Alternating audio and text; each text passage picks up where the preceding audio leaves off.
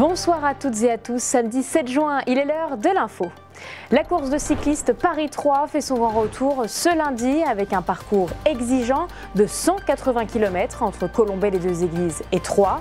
Un tracé vallonné et tactique qui pourrait bien bouleverser le scénario habituel d'une arrivée au sprint.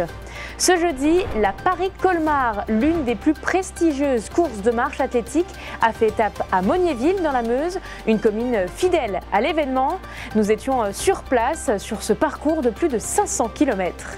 Dans le sud meusien, la cohabitation intergénérationnelle s'impose comme une solution solidaire face à la crise du logement des jeunes et à l'isolement des seniors. On en parle avec nos invités à la fin de ce journal.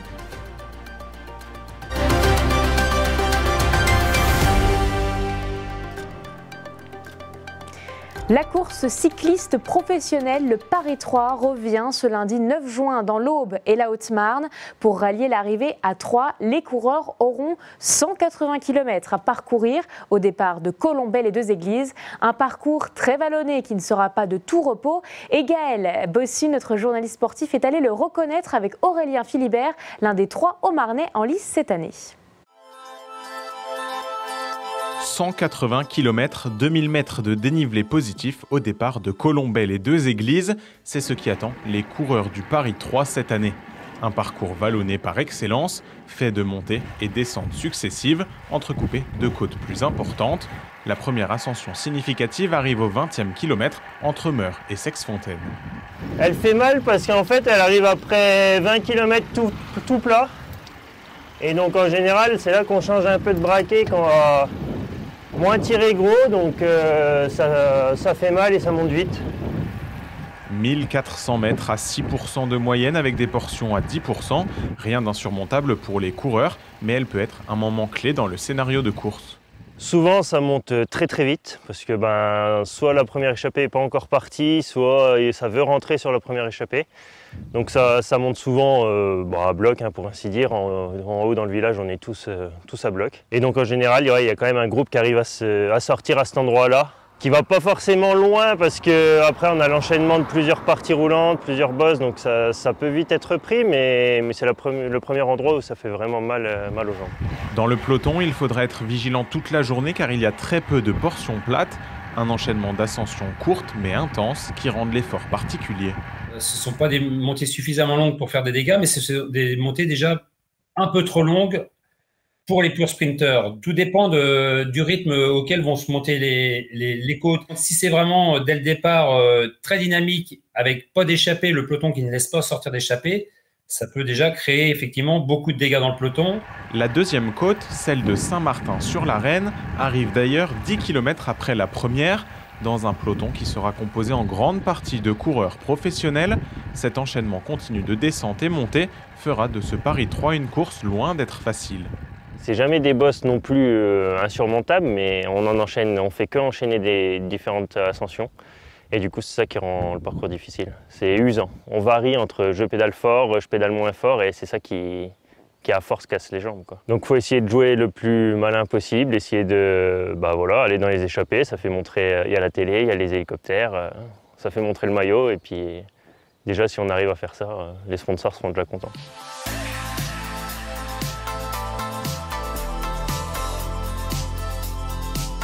Au total, 5 ascensions notables seront au programme. En 2024, c'est au sprint que s'est jouée l'arrivée de la course à Troyes. 2025 est peut-être l'année de la bonne échappée. Et Puissance Télévision sera en direct de Colombey-les-Deux-Églises ce lundi pour un plateau d'avant-course avec des reportages, des invités, mais aussi des rencontres avec les coureurs. On vous donne donc rendez-vous dès 12h ce lundi. On reste dans le sport car ce jeudi, la légendaire course Paris-Colmar a fait étape à Mognéville dans la Meuse. Une pause symbolique pour les marcheurs engagés dans cette épreuve d'endurance. Ils ont été chaleureusement accueillis par les habitants avec des animations. Ce n'est pas la première fois que cette épreuve fait étape dans cette commune. C'est presque devenu une habitude pour les locaux et la mairie. Léo Martin et Julien Debrune. C'est une halte très attendue à Mognéville. Créée en 1926 sous le nom de Strasbourg-Paris, la Paris-Colmar est l'une des plus anciennes et prestigieuses courses de marche athlétique au monde. Depuis 1981, elle relie Paris à Colmar. Sur un parcours de plus de 500 km, Ce jeudi, pour la 6e étape de l'édition 2025, la course a fait halte à Mognéville, un moment important pour cette commune qui accueille régulièrement cette épreuve mythique, un parcours difficile, ce qui rend la course unique. On ne marche pas 450 km comme ça facilement, quoi. C'est pas, ça n'a rien à voir avec même des ultra-trails ou des choses comme ça, parce que la technique est demandée, c'est-à-dire qu'on demande aux gens de ne pas courir.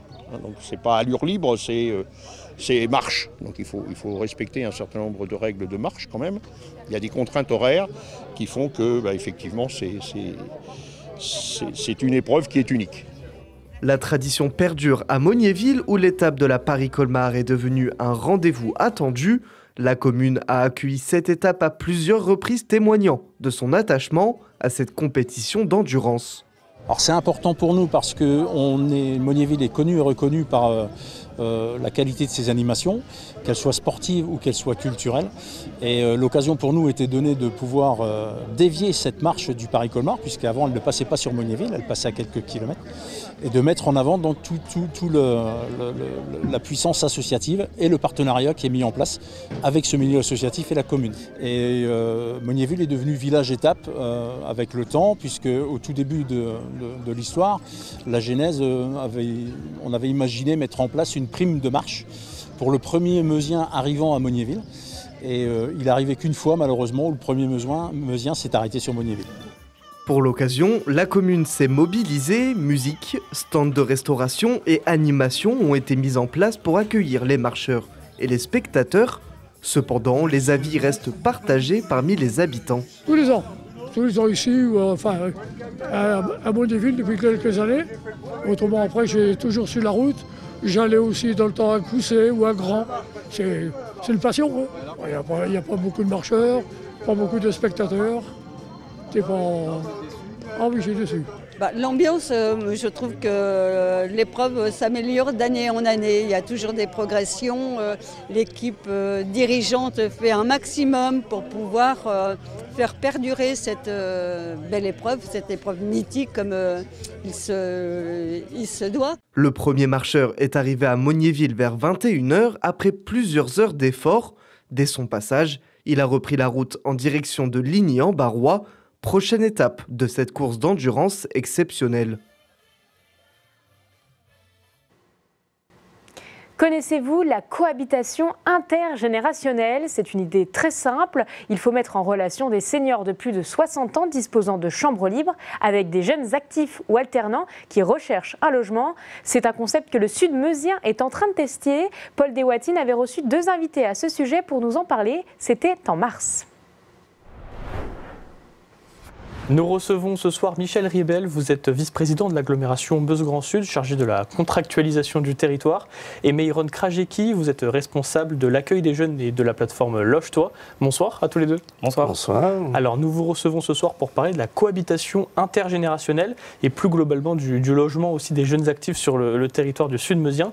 C'est un défi de continuer d'accueillir des jeunes Meusiens et des jeunes actifs sur le territoire dans le sud de la Meuse.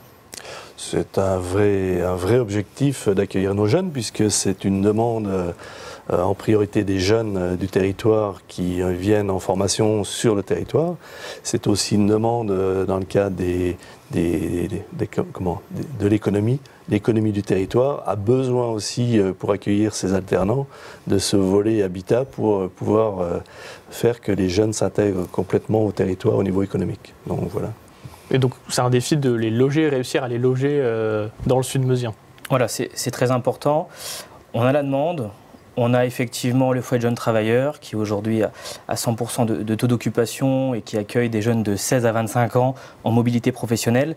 Et on se doit d'essayer encore de trouver des solutions pour qu'on puisse laisser aucun jeune sur la touche et qu'on puisse les accueillir de la meilleure façon possible. Et justement, pour en laisser aucun sur la touche, il y a cette idée de cohabitation intergénérationnelle. D'où vient cette idée? Est-ce que vous pouvez nous parler un petit peu de cette cohabitation?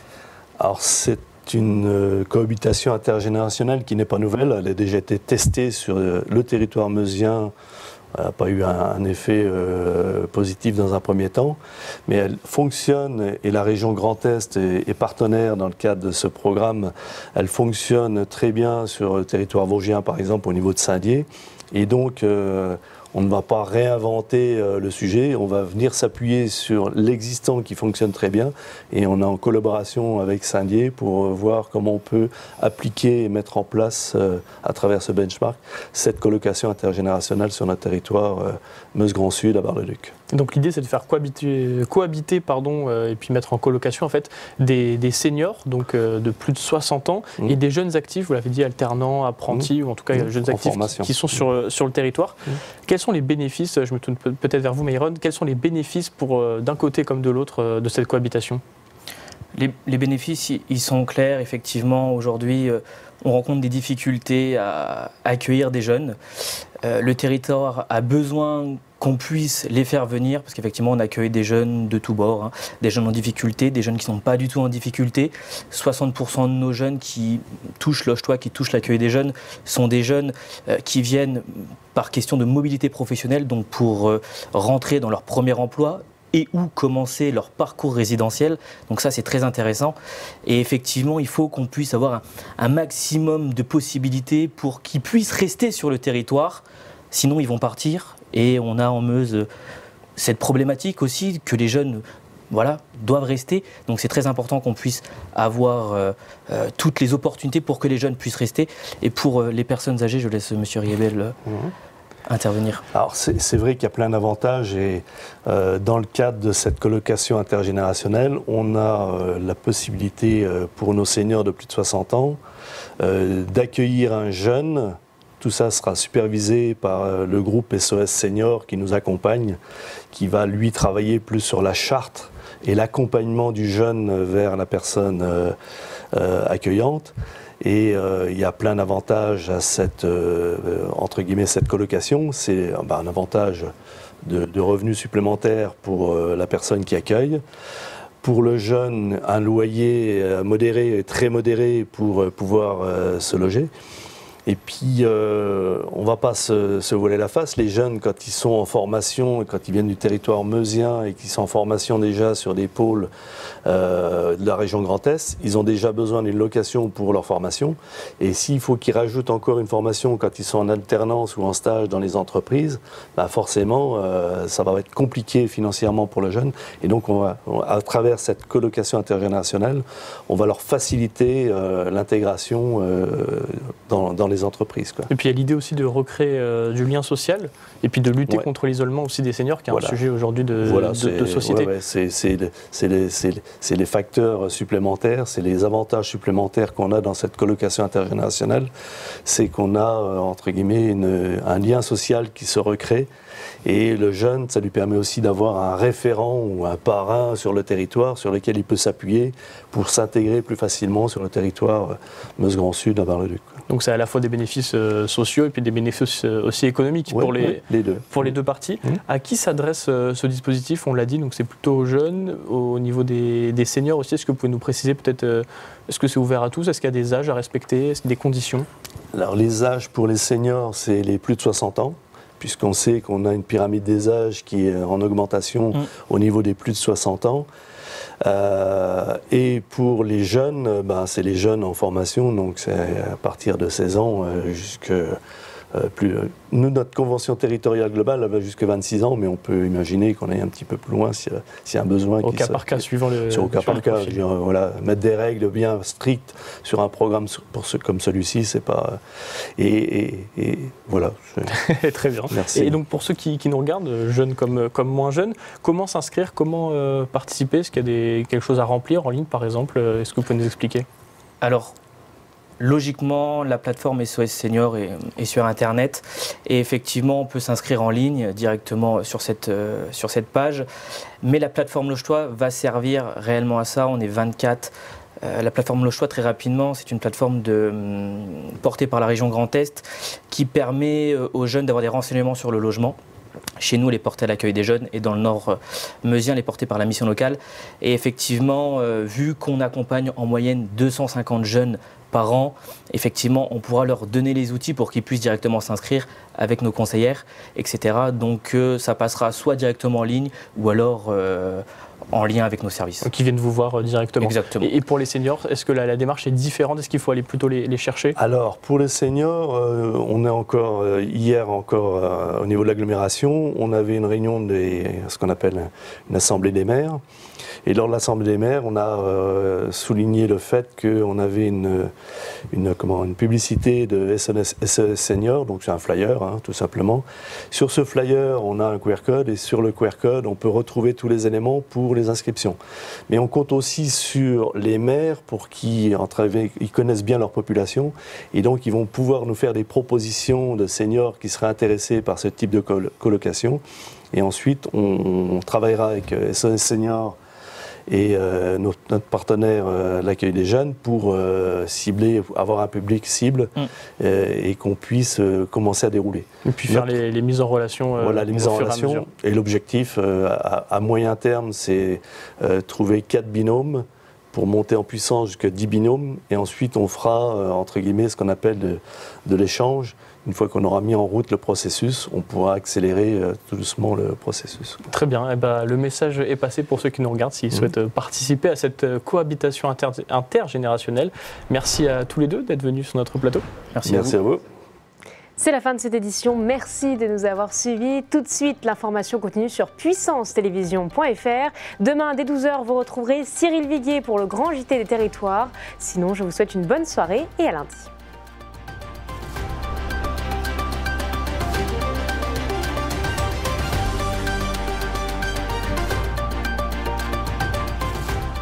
Toute l'actualité en continu à retrouver sur notre site internet et notre application mobile.